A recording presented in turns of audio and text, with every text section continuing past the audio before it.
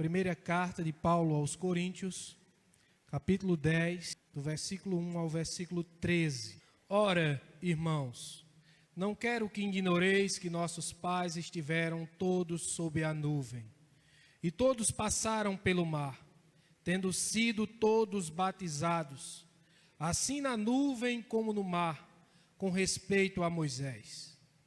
Todos eles comeram de um só manjar espiritual e beberam da mesma fonte espiritual, porque bebiam de uma pedra espiritual que os seguia, e a pedra era Cristo.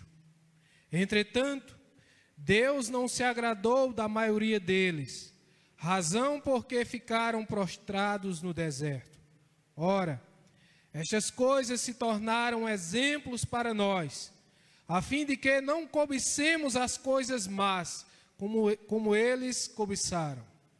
Não vos façais, pois, idólatras, como alguns deles, porquanto está escrito: o povo assentou-se para comer e beber, e levantou-se para divertir-se. E não pratiquemos imoralidade, como alguns deles o fizeram, e caíram num só dia 23.000. Não ponhamos o Senhor à prova, como alguns deles já fizeram, e pereceram pelas mordeduras das serpentes. Nem murmureis, como alguns deles murmuraram, e foram destruídos pelo exterminador. Estas coisas lhes sobrevieram como exemplos, e foram escritas para advertência nossa, de nós outros, sobre quem os fins dos séculos têm chegado. Aquele, pois, que pensa estar em pé, veja que não caia. Não vos sobreveio tentação que não fosse humana, mas Deus é fiel e não permitirá que sejais tentados além das vossas forças. Pelo contrário, juntamente com a tentação, vos proverá livramento, de sorte que a possais suportar. Amém? Até aqui, para a honra e glória do Senhor nosso Deus.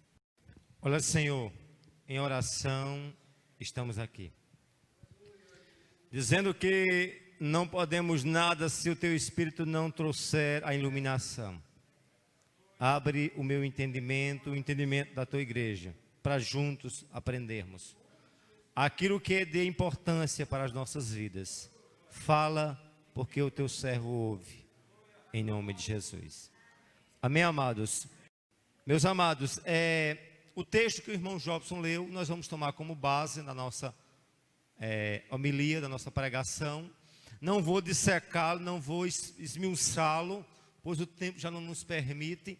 E na minha forma de pregar, eu sou muito pragmático, sou muito prático nas minhas falas, muito objetivo. E assim, eu queria com vocês ver o que Paulo diz aos Coríntios, né? Aí eu não vou tecer informações preliminares da carta de Paulo aos Coríntios, mas sobretudo da igreja de Corinto. Uma igreja que, como vocês sabem, era tida como espiritual, era uma igreja que era tida como a igreja que era muito espiritualista, uma igreja que era detentora dos dons espirituais, mas era uma igreja que era movida por confusão, por divisão, não é isso? E no meio daquela divisão era um povo altamente religioso, como diz a própria leitura que o irmão Jobson leu, né? Era um povo que bebia, como Paulo usa a figura de Israel para expressar a religiosidade do povo de Corinto. E aí o que eu queria ver com vocês, o que a gente tem que aprender com Israel do passado, com Corinto também do passado, e com a igreja congregacional de hoje. Deus hoje não fala com Israel do passado, mas hoje Deus não está falando mais com a igreja de Corinto, mas hoje Deus fala conosco nesta noite, porque a palavra de Deus é uma palavra viva, pois Ele é um Deus vivo. Amém? E a palavra de Deus é para mim e para você nesta noite. E aí eu queria pensar com vocês, meus queridos, né?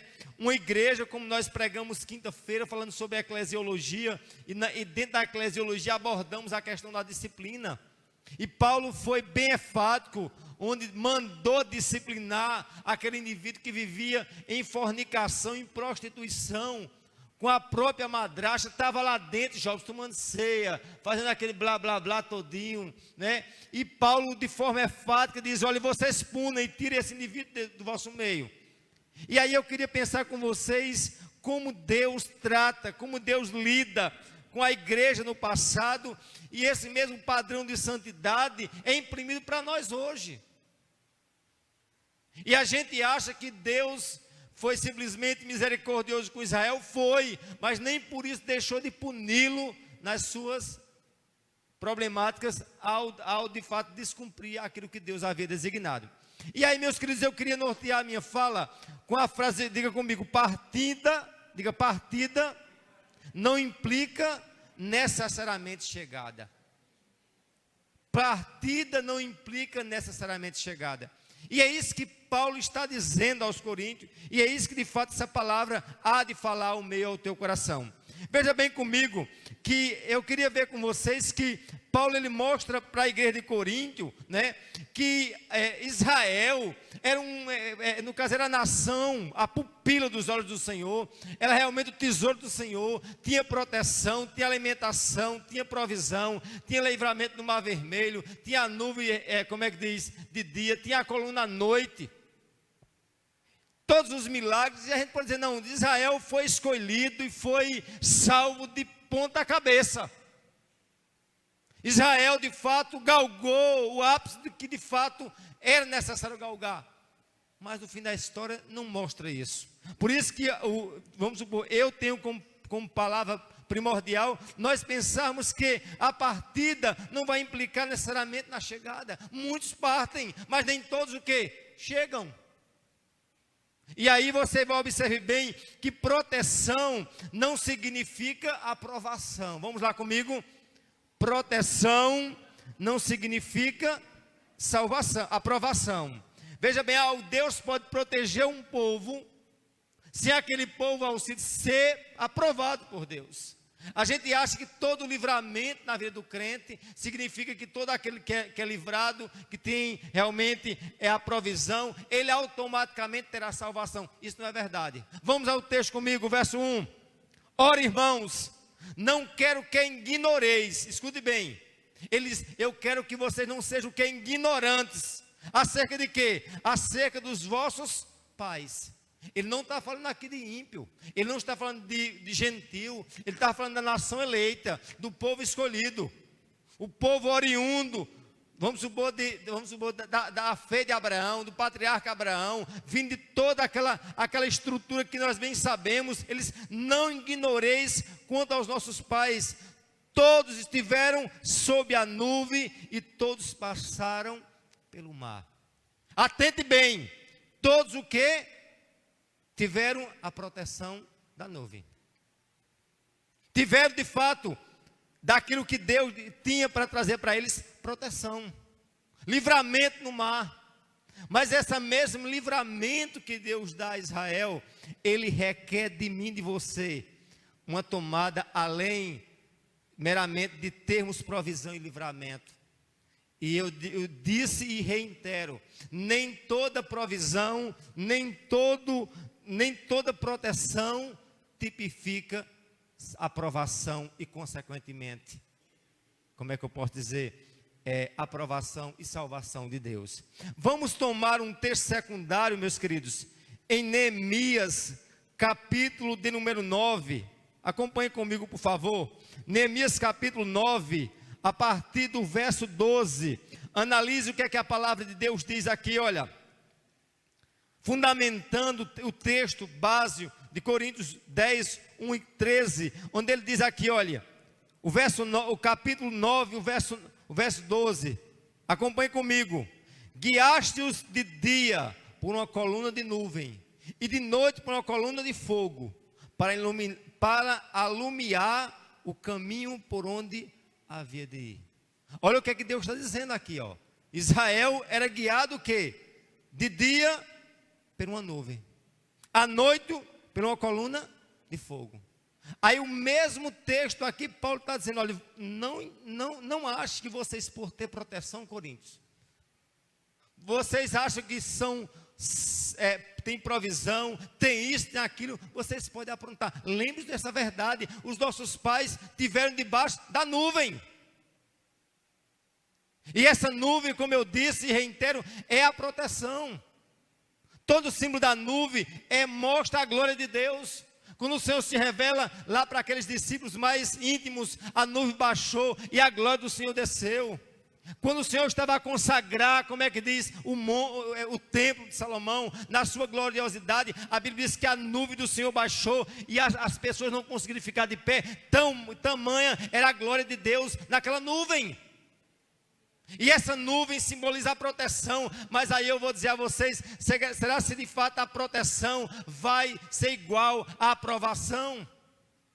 E Paulo diz, não ignoreis, não pense por vocês estarem em tradição, não pense vocês congregacionais de Sumé, por fazerem parte dos 60 anos, vamos supor, nesses 60 anos muita provisão sim, muita aprovação sim, mas eu quero perguntar aqui a você, mas teve aquilo que Deus quer para as nossas vidas, que é a salvação eterna.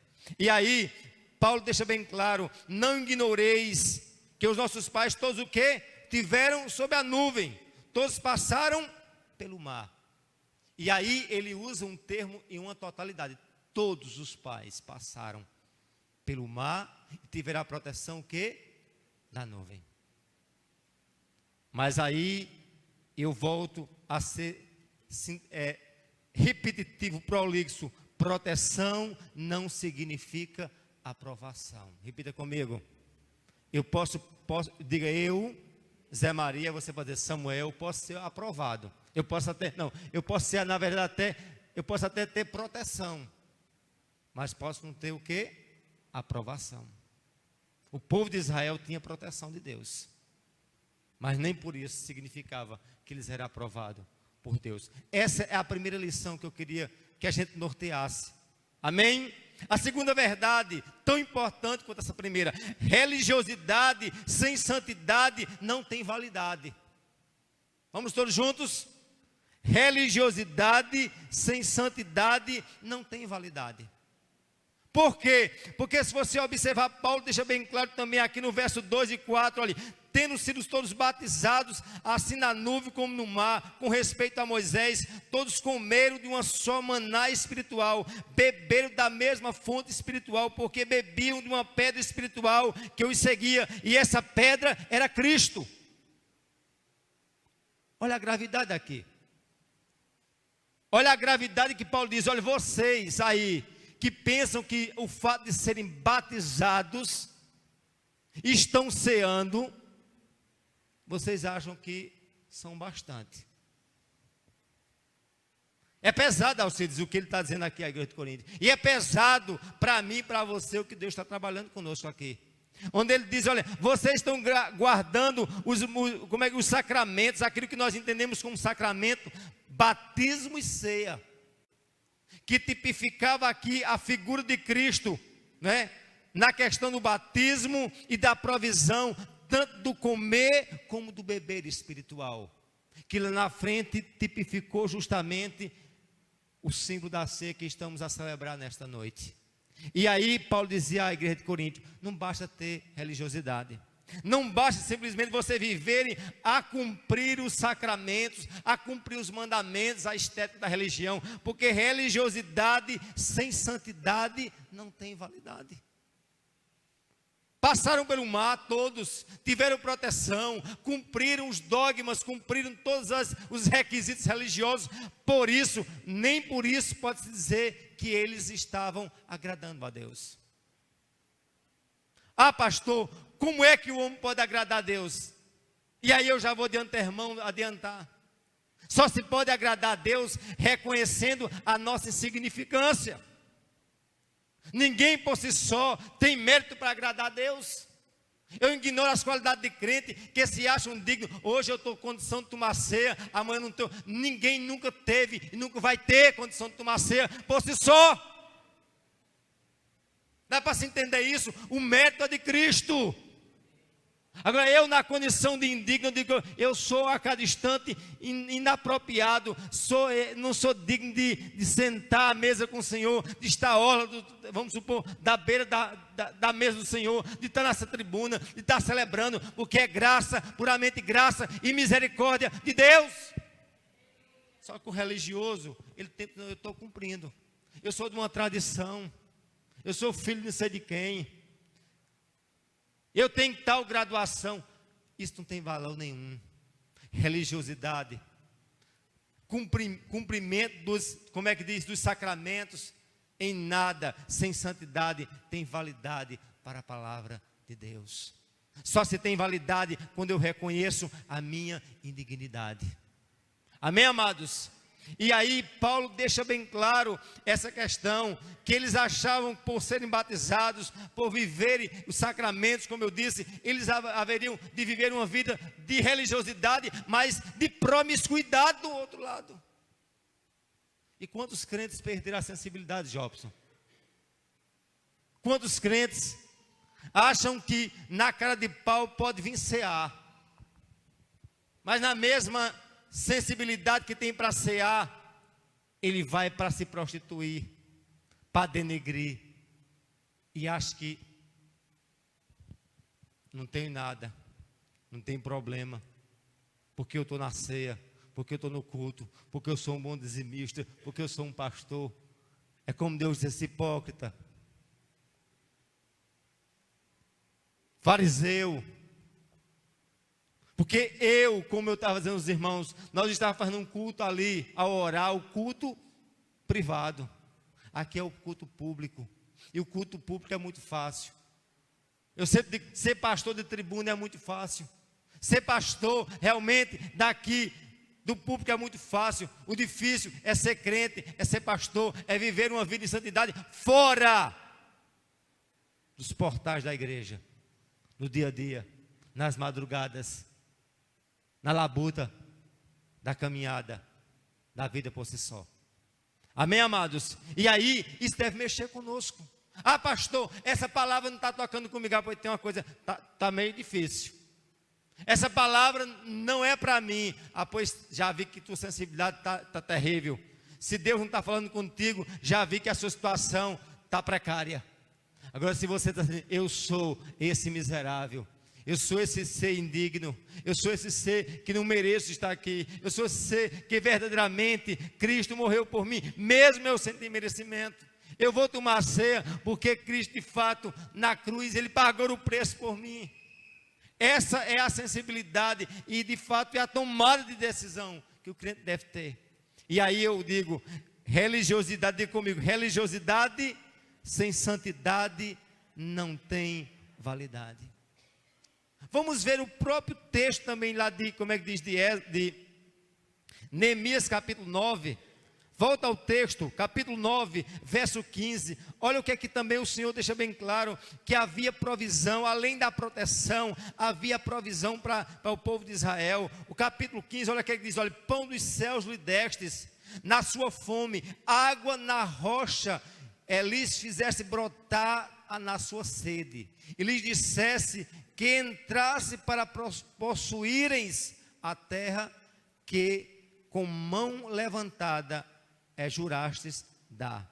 Aí o verso 19, veja comigo, todavia tu pela multidão das tuas misericórdias, não o deixasses no deserto, a coluna de nuvem nunca se apartou dele de dia, e os guiou pelo caminho, nem a coluna de fogo à noite, para alumiar o caminho por onde ia de ir. Ou seja, diga comigo, proteção e provisão. Todos tiveram proteção, todos tiveram provisão, mas nem todos foram aprovados. Isso deve me preocupar. Será se eu de fato, por ser protegido, por ter provisão, tenho o mais importante de todos, que é a aprovação, que equivale à salvação. E vamos prosseguir. Amém? Proteção não significa aprovação, religiosidade sem santidade não tem validade. Terceiro ponto, agradar a maioria não acarreta agradar a Deus. As pessoas são muito movidas pela maioria, e maioria não significa que há de agradar ao Senhor. Se nós observarmos o texto, diz que todos passaram pelo mar, todos tiveram a proteção, Mas diz que Deus desagradou da maioria deles. E quando você vai ao pé da letra, Jonatas, dessa multidão que todos passaram pelo mar, apenas 2 adentraram: Calebe e Josué. Eu fico pensando, se Deus não poupou Samuel, a nação eleita, se Deus, chamando Israel da origem, fez do que fez com Israel, Israel peregrinando no deserto, tendo proteção, vendo livramento, vendo mar aberto, fazendo prodígios e maravilhas, e na reta final, apenas 2 adentraram. Será que isso não deve te incomodar? Será que isso não deve incomodar a tua vida? Se Israel, o eleito de Deus, se Israel, o povo, que viu a glória de Deus descer no monte, o monte fumegava, o que tinha de milagre, Deus se dava a revelar a Israel. E Paulo deixa bem claro, olha, não ignoreis os exemplos dos vossos pais. Todos estiveram debaixo da nuvem, todos passaram pelo mar, todos tiveram proteção, todos tiveram provisão, mas faltaram serem aprovados por Deus. Que Deus me dê a graça necessária para um dia eu se encontrar com Ele e dizer: eis aqui, Senhor, em tua graça e misericórdia, aprovado diante da tua doce presença. Amém, irmãos? 4º ponto, vamos voltar ao texto, verso 6. Aprendendo por meio das quedas. O texto deixa bem claro no verso 6 e o verso 11. Olhe comigo. O verso 5: entretanto, Deus não se agradou da maioria deles, por razão que ficaram todos prostrados no deserto. E aí eu digo aqui a você: não vá pela maioria. Amém? O crente não é guiado pela maioria. O crente tem que ser guiado pela palavra. O norte é a vontade de Deus. Porque a maioria não significa acarretar a aprovação de Deus. Amém? E aí o verso 6: todas essas coisas se tornaram exemplo para nós, a fim de não cobiçarmos as coisas mais como eles cobiçaram. E aí eu fico perguntando, será que nós somos movidos pela cobiça em dado momento? Será que em dado momento a gente é movido a cobiçar alguma coisa de alguém? Um carro de alguém, a mulher de alguém? Coisas desse tipo. Será que a cobiça ainda de fato afeta a minha e a tua vida? E aí prossegue o verso: não vos façais idólatros, verso 7. E aí eu pergunto, será que em dado momento existe no meu altar, o altar do Senhor, e no meio do altar do Senhor ainda existem ídolos erguidos ali que atrapalham a glória de Deus? A cobiça, a idolatria. O verso 8, a imoralidade. Pôr a Deus à prova, a murmuração no verso 10. E aí prossegue, fechando com o verso 11. Estas coisas me sobreveio como exemplo, foram escritos para advertência nossa e a nós outros, sobre quem os fins dos séculos têm chegado. Escute bem, Deus não simplesmente permitiu que a coisa acontecesse, mas permitiu que o episódio acontecesse e fosse escrito. Para o quê?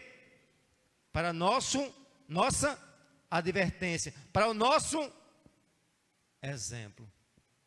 E aí eu fico perguntando, será que a queda de Israel não é o exemplo suficiente para mim e para você? Será que os deslizes da igreja de Corinto não é exemplo suficientemente para mim e para ti?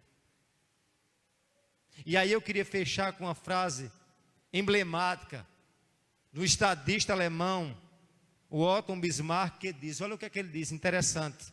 Olha, os tolos dizem aprender com seus próprios erros, mas eu prefiro aprender com os erros dos outros. Excelente verdade. Os tolos se acham, na verdade, acham eficaz aprender o quê?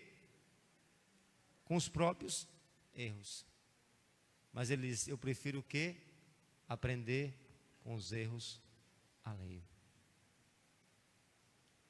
E aí eu fico perguntando, será que a gente não tem o suficiente condição de dizer assim, eu já tenho que aprender com Israel? Alguém já caiu naquele buraco, Juninho? Não caia mais não, meu filho.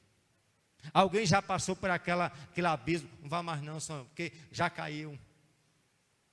E a gente sabe que alguém caiu. Mas a gente é tão movido, semelhante àquele tipo de abelha que cai, Jobs, dentro de um pote de mel. Ela se afoga no mel. É como nós, muitas vezes, crentes, nos afogamos no pecado. Lembre-se de uma coisa, eu na condição de salvo, eu posso até vacilar, eu posso até deslizar, mas nunca esqueça que a graça é suficientemente poderosa para me erguer e para te erguer. Agora, cabe a mim e a você aprender com a queda dos outros, como diz Otto Bismarck. Aprender com os erros, né, dos outros, não simplesmente com os meus próprios erros. Porque quando eu aprendo com os meus próprios erros, mesmo perdão vindo, as marcas prosseguem. E aí, Israel e a igreja de Corinto são exemplos suficientes para a gente não prosseguir errando. Amém? E atinar e acertar. E aí você pode dizer, adiante dessa configuração tão negativa, o que eu tenho que fazer? Vamos fechar aqui.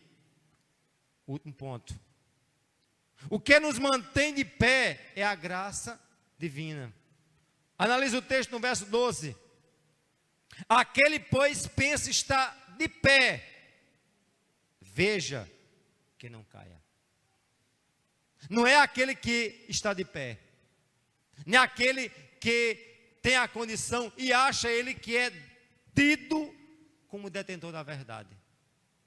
Ele diz, aquele que pensa está de pé, olhe para que não caia. Aí o verso 13, não sobreveu tentação, senão humana, mas Deus é fiel. Louvado seja o nome do Senhor. Diga, Deus é fiel.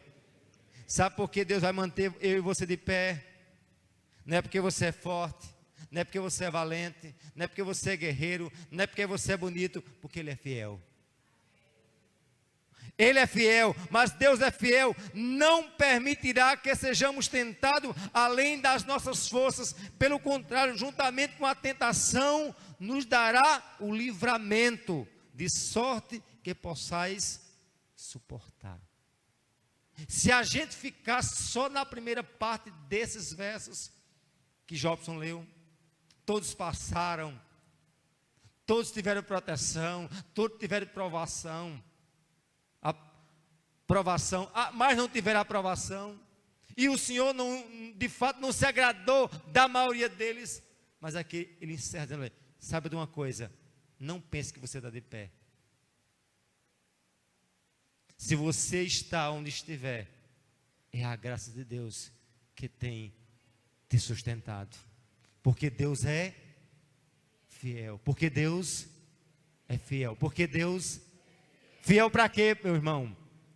Para provar mediante aquilo que você pode suportar. Porque a Bíblia diz que Deus sabe que nós somos pó e que nós somos cinza. Deus sabe que nossas estruturas são um zero à esquerda. Mas sabe quem é que haverá de cair e ficar prostrado? Aqueles que não reconhecem que Deus é fiel. A notícia boa é essa: ficará erguido aqueles que reconhecem que Deus é fiel. E é isso que eu queria que você entendesse. Que nenhum daqui que está presente, nenhum que fez parte de Israel, nenhum que fez parte de qualquer igreja, em nenhum momento teve por si só capacidade. Todas as vezes que Deus levantou e manteve de pé, foi a graça de Deus, porque Deus é para começar uma coisa e para terminar. E aí eu encerro por fim, meus queridos, com essa aplicação. A partida só é resultado da chegada quando reconhecemos que não temos força alguma de cruzarmos a linha e recebermos a bandeirada.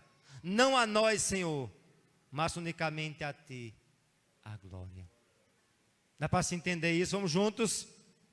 A partida só resultará em chegada quando reconhecermos que não temos força alguma para cruzarmos a linha e recebermos a bandeirada. Não a nós, Senhor, mas unicamente a Ti toda a glória. Você pode aplaudir o que merece glória.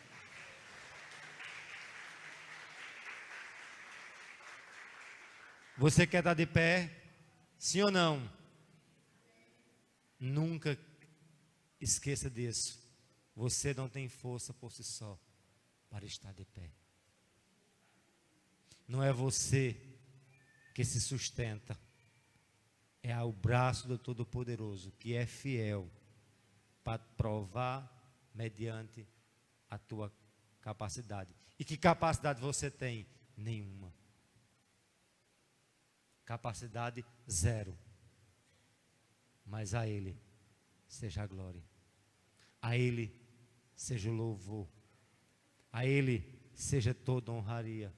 Porque dEle, por meio dEle e para Ele são todas as coisas. Porque dEle, por meio dEle e para Ele são todas as coisas. Você pode aplaudir mais uma vez esse Senhor lindo. E reconhecermos verdadeiramente que Ele é fiel. Entender realmente Deus é entender que nós somos incapazes. Entender que nós não podemos chegar a lugar algum, senão Ele através de nós. Amém, amados? Nos coloquemos de pé em nome de Jesus.